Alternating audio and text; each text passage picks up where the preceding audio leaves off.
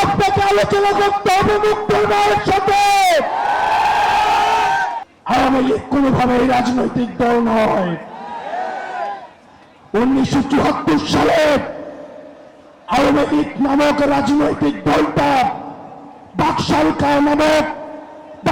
কায়েম করে এই দেশে গণতন্ত্রের পরিবর্তে মাফিয়াতন্ত্র চালু করেছিল।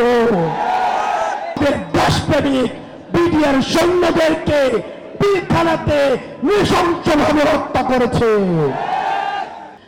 100টা ফেরাউন 100টা নমরুদকে যদি একসাথে করা হয় তাহলে একটা হাসিনা পাওয়া যাবে না। বাংলাদেশের রাজনীতি এই ভূখণ্ডের মধ্য থেকেই নির্ধারিত হবে। বিদেশের প্রেসক্রিপশনে বাংলাদেশের রাজনীতি নির্ধারিত হবে না।